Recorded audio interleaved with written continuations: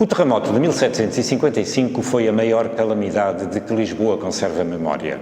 Ocorreu há precisamente 265 anos, no dia 1 de novembro, feriado de Todos os Santos, com as ruas e as igrejas cheias de fiéis. O abalo fez-se sentir cerca das 9h30 da manhã e foi seguido de um maremoto. Joaquim José Moreira de Mendonça recordou, 3 anos depois do desastre, esse espanto das águas. Um espanto que causou ondas com mais de 10 metros de altura. A juntar-se ao tremor e ao maremoto, múltiplos incêndios. O desastre destruiu grande parte da cidade, especialmente na zona onde nos encontramos, a Baixa. Seria também um devastador terremoto político. A eficácia, após o 1º de novembro, da resposta do ministro Sebastião de Carvalho e Melo, mais tarde Marquês de Pombal, garantiu-lhe um maior poder e influência perante o rei. Dom José I também aproveitou a crise para reforçar o seu poder e consolidar o absolutismo.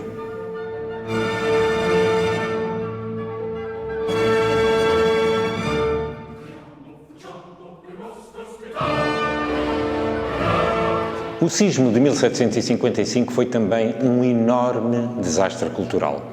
Em primeiro lugar, arquitetónico. Foi destruído cerca de 85% das construções de Lisboa, incluindo palácios, bibliotecas, conventos, hospitais. O desastre derrubou algumas das maiores igrejas de Lisboa. As ruínas do Convento do Carmo aí estão para nulo recordar. Desastre sim, mas também adubo do futuro. Lisboa ordenou-se em grandes praças e largas avenidas retilíneas que marcaram a planta da nova cidade. A maior parte da reconstrução foi paga com o ouro retirado da capitania de Minas Gerais, na então colónia brasileira, o que provocou inconfidências, ou seja, revoltas. O novo centro da cidade foi conhecido por Baixa Pombalina, mantém-se desde então uma das zonas nobres da cidade. Aqui foram construídos os primeiros edifícios mundiais com proteções à prova de sismos. Foram, para o efeito, feitos testes em modelos de madeira, utilizando-se tropas a marchar para simular as vibrações sísmicas.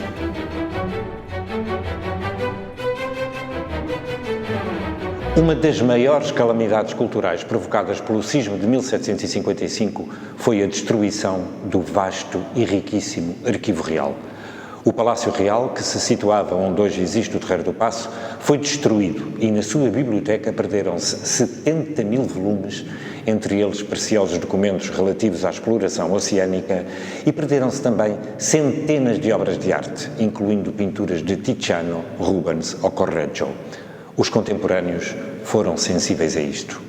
Porém, de tudo o mais raro que se perdeu foi a grande livraria de Sua Majestade, rara pelos manuscritos e originais da antiguidade que conservava.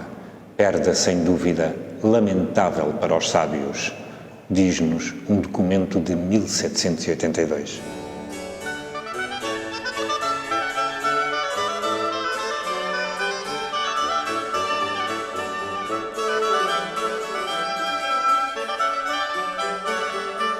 Outra fatalidade cultural foi a destruição da recém-construída Casa da Ópera, ou Ópera do Tejo, que foi totalmente consumida pelo fogo. Era uma construção emblemática do poder régio, construída sobre planos do famoso arquiteto italiano Giovanni Carlo Sicinio Galli Bibbiena e fora inaugurada a 31 de março. Esteve aberta somente durante 215 dias. Neste curto espaço de tempo, o teatro apresentou apenas 2 títulos e contratou regiamente para os cantar alguns dos maiores artistas do tempo. Os castratos Caffarello e Giziello foram 2 dessas estrelas, outra foi o tenor Anton Raff. Segundo o relato do Chevalier de Curtis, um oficial francês que visitava Lisboa em 1755, o teatro custava mais de 2 milhões de cruzeiros ao rei. Vamos deter-nos em Anton Raff. Anton Raff, que viveu de 1714 a 1797, entra na história da música por ter sido o primeiro intérprete mundial da ópera Idomeneo Re di Creta de Mozart, cuja estreia se deu em janeiro de 1781 em Munique, sob a direção do compositor. Mozart tinha 25 anos, o terremoto dera-se há 26. Tivemos assim, a passear pela Ribeira, um dos primeiros intérpretes mundiais mozartianos. Raff era considerado um dos maiores cantores do seu tempo. A sua arte parece mesmo ter adquirido propriedades divinas, pois foi em Nápoles o único remédio eficaz contra a grande melancolia que assaltou a princesa Belmonte Pignatelli depois da morte do marido. A princesa chorou tanto, depois de ouvir Raff cantar, que se curou. Dom José I foi generoso na despedida do cantor. Deu-lhe, para além dos elevados cachês, tabaqueiras de ouro, diamantes de valor e mais de 1 libra em ouro vinda do Brasil. Anton Raff deixou Lisboa em finais de junho, rumo a Madrid. Ao ter tido notícia do terremoto, já na capital espanhola, não tenho dúvidas de que teria abençoado a decisão de ter partido de Portugal logo após ter terminado o seu contrato. Raff foi o intérprete titular das 2 óperas apresentadas na Ópera do Tejo, ambas com música do napolitano David Pérez, que esteve ao serviço da nossa corte durante vários anos. Foram essas óperas Alessandro nell'India, na inauguração, e La Clemenza di Tito. Estava em fase de ensaio uma outra, Antígono, mas não chegou a realizar-se. Anos depois, na época da criação do Idomeneo mozartiano, não tenho dúvidas de que no decorrer da amizade que então uniu Mozart e Anton Raff, não se tivesse aflorado o desastre de Lisboa. Não consigo também deixar de pensar que a mais importante e trabalhosa área do tenor na ópera, Fuor del Mar ou Um Mar in Seno, fora do mar, tenho um mar no coração, é um verdadeiro indicativo da nossa alma. Qual, de facto, o português que fora do mar não sente a alma atormentada?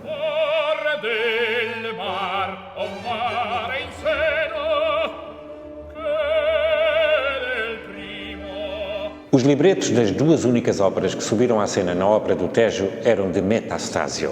O de La Clemenza di Tito serviu de base literária a quase 100 de óperas.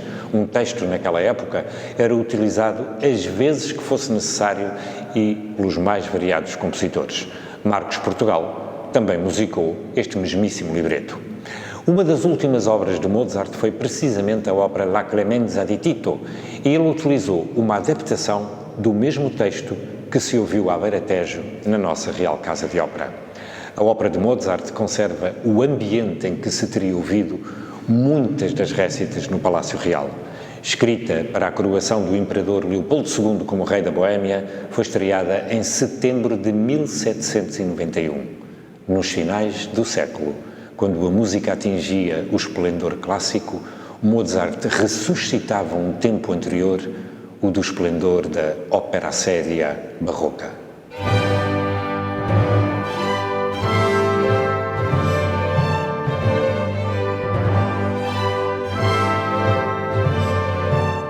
Continuemos na música. Um dos grandes compositores barrocos alemães, Georg Philipp Telemann, trabalhava em Hamburgo em 1755, supervisionando a ópera e a direção musical em 5 igrejas da cidade. Perante as descrições que chegavam de Lisboa, toda a Europa procurou ajudar a nossa capital, numa ação sem precedentes, precursora das operações humanitárias atuais. Hamburgo enviou 2 navios carregados com provisões. Para além disso, as autoridades municipais ordenaram que se respeitasse um dia de penitência pelas vítimas do terremoto a 11 de março de 1756 e, para tal, encomendaram a Telemann uma obra que servisse a oração durante esse dia. Essa obra é a Ode do Trovão. Não é uma ode fúnebre. Aqui canta-se, louva-se e glorifica-se Deus, cuja voz, como um trovão, é capaz de fazer colapsar toda uma montanha. É o texto da ode. Se neste texto não há nenhuma referência óbvia ao terremoto, a sua leitura está perfeitamente enquadrada com a ampla discussão sobre a condição humana que este terrível desastre suscitou na Europa.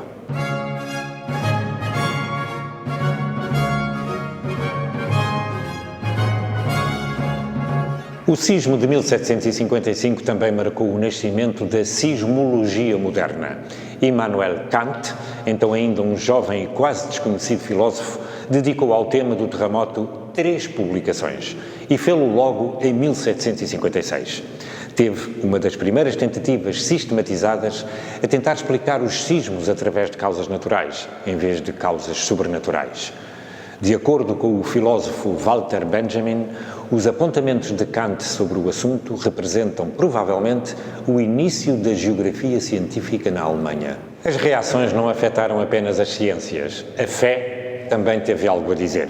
O Cavaleiro de Oliveira, que se tinha convertido ao protestantismo e vivia fora de Portugal, escreveu um panfleto em 1756 em que atribuiu o terremoto à ira divina. Esta fora, segundo ele, desencadeada pela falta de conhecimento da palavra de Deus, pelo culto das imagens, pelo apoio à Inquisição e pela perseguição contra os judeus. Diz ele, Lisboa estava inundada pelo sangue inocente que os inquisidores nela haviam derramado. É esta, provavelmente, uma das principais causas da ruína de Lisboa, escreveu ele. Resultado, foi julgado in absentia pela Inquisição e a sua estátua foi queimada no Auto da Fé, celebrado em 1761. O padre Malagrida, do lado ultracatólico da barricada, clamava que uma das razões da ira divina era a ópera do Tejo. Houve também muitas interpretações sobrenaturalistas e providencialistas.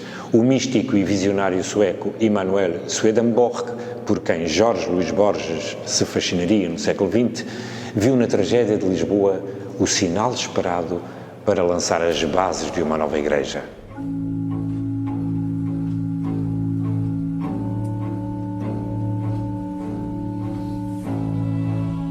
A mais profunda e significativa consequência da catástrofe de Lisboa foi, contudo, sentida no plano da mudança de mentalidades. O terremoto, em primeiro lugar, abalou, ou melhor, derrubou, uma atmosfera mental de otimismo, florescente na Europa da primeira metade do século XVIII. Depois da descoberta do mundo possibilitada pelas navegações, depois dos trabalhos de Galileu, Descartes, Newton, a Europa acreditou que o universo funcionava como um relógio suíço, regido por Deus, em que tudo estava certo e em que havia uma boa razão para tudo. Mesmo as catástrofes faziam parte da economia desse melhor dos mundos possíveis em que se acreditava viver.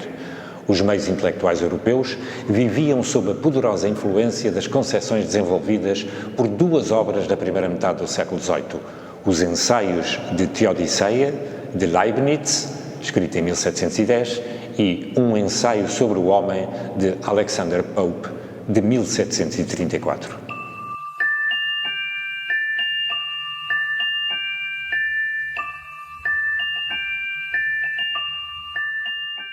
Para Voltaire, que poucos meses depois do terremoto publicou um famoso poema sobre o desastre de Lisboa, o desaparecimento brutal de uma grande capital europeia, a morte de milhares de vítimas inocentes, a explosão cega das forças da natureza, provavam o erro dessas correntes otimistas. Em Candide, satirizou essa ideia de que este é o melhor dos mundos possíveis. Há um personagem inenarrável, o Dr. Pangloss, que é tão, mas tão otimista, que mesmo no momento em que está a ser enforcado, louva a invenção da corda. Leonard Bernstein escreveu uma ópera baseada nesta obra de Voltaire e escreveu uma cena intitulada Auto da Fé, que decorre no dia do tremor de terra em Lisboa. E ele descreve o tumulto da cidade antes do tremor.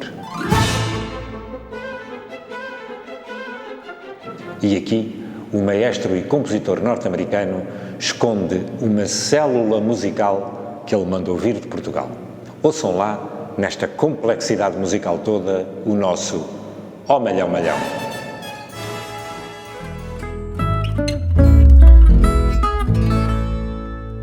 Em agosto de 1756, também o francês Jean-Jacques Rousseau entrou neste grande debate filosófico e científico, aconselhando os lisboetas a construírem edifícios baixos para respeitarem as leis da natureza. Não temos connosco, obviamente, Jean-Jacques Rousseau para nos aconselhar, mas temos a Secretária de Estado da Administração Interna, Patrícia Gaspar, a quem agradeço desde já a sua presença. Olá, Patrícia, obrigado por ter vindo. A minha pergunta é tripartida.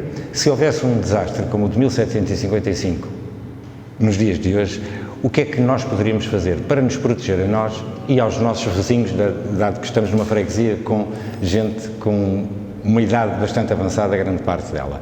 Em primeiro lugar, se houvesse um tremor de terra forte, o que é que poderíamos fazer para nos proteger desde logo?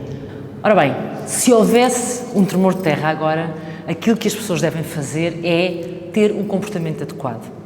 Não é fácil, porque é um evento complicado, é um evento que nos assusta, as pessoas tendem a ter reações mais assustadas, mas é fundamental evitar esse tipo de comportamentos. Há 3 gestos fundamentais que todos devemos conseguir praticar durante um sismo, que é o baixar, o proteger e o aguardar.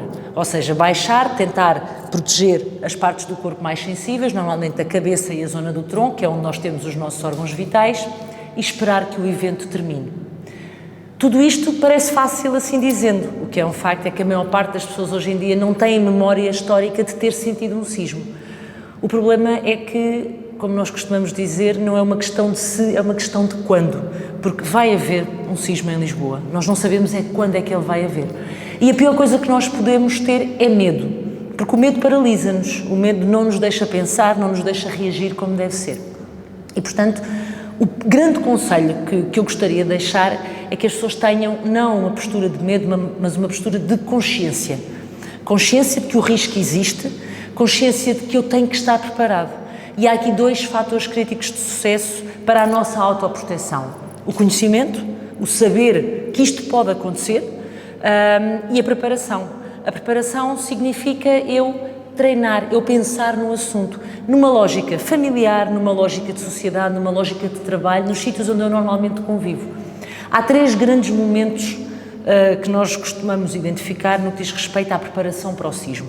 O antes, o durante e o após o evento. De forma muito simples. O antes é esta consciencialização, é o saber que o sismo pode acontecer, portanto eu tenho que me preparar. Eu tenho que saber em que casa é que eu moro, em que local de trabalho é que eu estou durante o dia, que tipo de riscos é que eu tenho à minha volta, tenho estantes que possam cair, tenho quadros pesados, tenho coisas que me podem magoar numa altura quando o sismo acontecer e, portanto, eu devo preparar o meu espaço. Devo ter um kit de emergência em casa e um kit de emergência não é um kit para primeiros socorros, é um kit onde eu devo ter primeiros socorros, mas também cópias dos meus documentos, duplicados, por exemplo, das suplentes, dos medicamentos que eu possa ter que tomar se for, por exemplo, uma doente crónica, se tiver diabetes, se tiver problemas cardíacos, onde eu tenha que ter um rádio, pilhas, uma lanterna, alguma comida enlatada, por exemplo, água, tudo aquilo que me pode ajudar nas primeiras 24, 48 horas, em função da dimensão do sismo, que é um momento onde, numa situação de maior complexidade, provavelmente eu não vou ter assistência direta pelas forças e serviços nas primeiras 24, 48 horas e, portanto, eu tenho que me conseguir apoiar a mim própria caso sobreviva ao sismo. Essa do kit, para mim, foi nova e fiquei a pensar nela. É fundamental, fundamental. Todos nós que moramos numa zona de risco sísmico, temos que ter este kit em casa. Paralelamente a este kit, temos que ter um plano de emergência. Os planos de emergência não servem só para as grandes instituições, servem para a família. Eu tenho que ter um plano de emergência porque, imagine, eu vivo com o meu marido e 2 filhos em casa.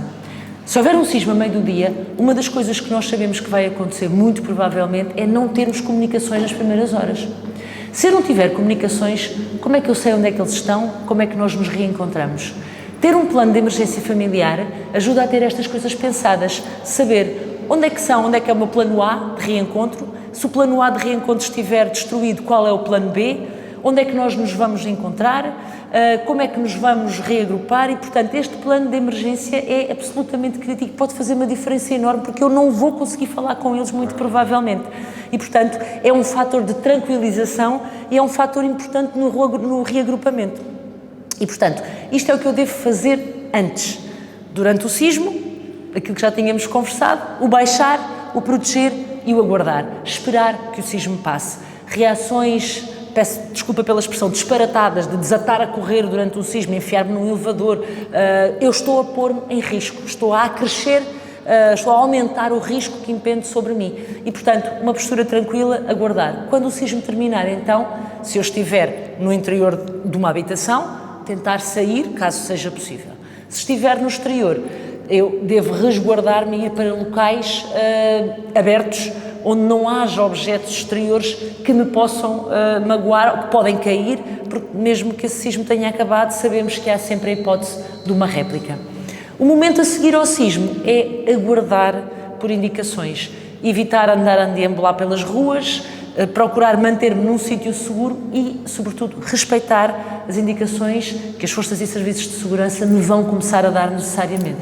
Patrícia, outra coisa que tenho ouvido falar e tenho medo que seja mito urbano, Há alguns locais dentro das casas que nós devemos escolher para nos proteger. Eu já ouvi falar encostado a um sofá, nas coleiras das portas, nas esquinas. Isso tem algum fundamento de verdade? Há várias escolas de pensamento e há algumas doutrinas diferentes, umas mais testadas, outras menos testadas, umas mais científicas, outras menos. Aquilo que nós oficialmente costumamos aconselhar é que as pessoas se protejam dentro de casa, debaixo de algo que seja duro, que seja rijo, que seja forte o suficiente para me proteger. Uma mesa grande, uma cama, por exemplo. Porquê?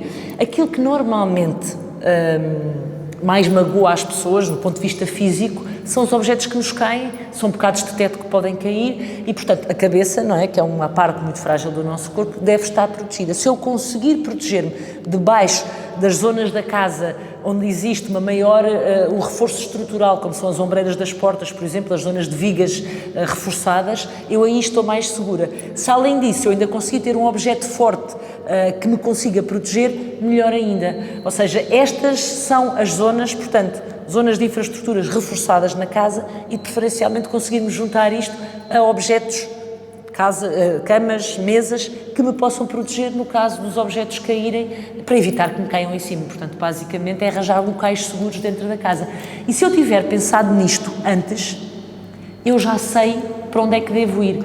Se eu nunca tiver pensado isto, eu posso quase garantir que não é no momento do sismo que isto me vai ocorrer, porque no momento do sismo as pessoas estão em stress, estão mais preocupadas, estão nervosas e, não sendo profissionais da emergência, a maior parte dos cidadãos não o são, a tendência é para ter comportamentos mais desadequados. Quanto mais eu falar nisto em casa, quanto mais eu treinar com a minha família, quanto mais estas questões estiverem pensadas, melhor eu conseguirei reagir no momento em que isto aconteça. Claro. Patrícia, mas Lisboa também tem um problema, está à beira-mar e um dos grandes desastres causadores de mortandades incríveis foi o maremoto que veio por Lisboa dentro, de tsunami, como se diz agora, e que matou milhares de pessoas, porque as pessoas fugiram para a beira-mar. O que é que se deve fazer? Fugir das zonas ribeirinhas, ou seja, quando falávamos há pouco de que a seguir ao sismo eu devo procurar um local seguro para me resguardar, um local seguro, no caso de Lisboa, tem que ser necessariamente longe do rio, um plano mais elevado, de preferência. Por exemplo, aqui subimos neste momento, para chegar aqui hoje, todas as zonas que sejam mais altas são zonas mais seguras, onde, caso haja um tsunami, as pessoas estarão mais resguardadas. Não é garantido que a seguir a um evento sísmico haja necessariamente um tsunami, esta questão depende da zona, do ponto do epicentro. Se for no mar, e aqui nós temos essa possibilidade, por exemplo, uma das zonas mais críticas é o Banco do Gorrins, que pode efetivamente gerar um sismo que venha a afetar Lisboa e também o Algarve, aí sim, se isso acontecer, há uma forte probabilidade de, a seguir ao sismo, ser gerado um tsunami. E, portanto, e como eu, na altura, posso demorar algum tempo até saber essa informação, o mais seguro é eu tentar escapar-me sempre para um plano mais elevado, portanto, sair da zona da baixa. Então deixe-me olhar para a câmara, já sabe, é subir ao castelo, aqui na nossa freguesia, aí está seguro. E incêndios, porque também foi... Os incêndios são normalmente uma das consequências mais graves que aconteceu em 1755 e que acontece em vários sismos. Porquê? Porque normalmente, quando o sismo acontece, há infraestruturas que são abaladas e, portanto, pode haver problemas com eletricidade, com gás, etc. É por isso que um dos conceitos que eu há pouco não referi, porque já imaginei que me fosse fazer essa questão e aproveito para referir agora, é quando eu saio da minha casa a seguir ao sismo, um dos cuidados que eu devo ter é desligar o gás e desligar a luz. Ou seja, desligar todas as infraestruturas. Para quê? Para evitar curtos-circuitos, para evitar situações que podem efetivamente originar incêndios. Isto é válido para a minha casa, como é válido no comércio, nas lojas, nos locais de trabalho e nos locais de trabalho, onde deve haver um plano de emergência, aí sim, formal, porque as regras de segurança contra incêndios assim o ditam, e isto deve fazer parte dos procedimentos. Em caso de emergência, seja sismo ou outro evento qualquer, quando se abandona um edifício, uma das basilares regras de segurança é desligar as redes, desligar gás, luz e água. Para quê? Porque as pessoas vão sair e, portanto, para que outro tipo de situações não venham a acontecer. Vamos ter uma segunda emergência em cima da primeira. As velas, em 1755 um dos problemas foram as velas, não é? Sobretudo nas igrejas e noutros locais. Portanto, sim, quem tenha velas em casa acesas neste momento deve também, obviamente, apagá-las, embora aqui o risco seja um bocadinho diferente. Mas é um dos cuidados que, obviamente, temos que ter. Patrícia, para terminar, estivemos a falar do que poderemos fazer para nos ajudar a nós próprios, à nossa família, aos mais chegados. Mas nestas situações ficamos todos irmãos. Há uma grande solidariedade. E o que é que, agora pergunto-lhe, o que é que, estando eu bem numa situação dessas, o que é que poderei fazer para ajudar outros? O que poderá não, o que deverá fazer. Porque essa é uma premissa que nós temos. E isto é válido aqui e é válido em qualquer ponto do mundo. Aliás, está provado, é o que acontece normalmente. Um sismo não afeta só os civis, digamos assim. Um sismo afeta os operacionais das forças de socorro. Os corpos de bombeiros podem ser afetados, os portões podem não conseguir abrir a seguir a um sismo, os próprios bombeiros podem ser vítimas desta situação, os próprios hospitais podem ficar danificados e, portanto, há aqui uma lógica muito certa que é, nas primeiras horas, e este período, esta janela varia em função da dimensão ou da complexidade do sismo, não é? Da intensidade do sismo, há uma forte probabilidade de eu não conseguir ter o socorro à minha porta logo a seguir ao sismo. E, portanto, há aqui um dever cívico de todos nós, que é a minha autoproteção, esse é o primeiro ponto. Estou bem, estou capaz, o sismo já passou, eu devo ajudar o próximo, devo socorrer o próximo, devo tentar perceber à minha volta se há pessoas que precisam de ajuda, se eu as posso ou não retirar dos locais. Em circunstâncias normais nós dizemos que não se deve mexer numa vítima, porque as pessoas, às vezes, a ajudar, podem causar ainda mais estragos, porque podem, enfim, outro tipo de traumatismos internos que às vezes não são visíveis e, portanto, a tentativa de ajuda às vezes pode trazer riscos mais acrescidos. No caso do sismo, nós aqui temos que pensar qual é o mal maior ou o mal menor e, portanto, desde que possível, tentar prestar o cuidado ao próximo, retirá-lo de uma zona de risco, por exemplo, se a pessoa não conseguir andar, pedir ajuda, conseguir arrastar a pessoa, conseguir colocar a pessoa num sítio seguro, se houver feridas visíveis, se houver, tentar fazer os garrotes, portanto, tentar proteger, tentar cuidar e, por este motivo, o kit de emergência que falávamos há bocadinho pode, efetivamente, ser muito importante. Estes gestos podem efetivamente fazer a diferença entre a vida e a morte. Há que ser muito claros em relação a isto. E toda esta preparação que nós estamos a falar pode também fazer a diferença. Este é um dos motivos pelos quais se tem insistido tanto em ações de formação nas escolas, nestas camadas mais jovens, em ações de primeiros socorros, de suporte básico de vida. É fundamental que todos nós saibamos efetivamente fazer aqueles primeiros gestos que podem salvar uma vida.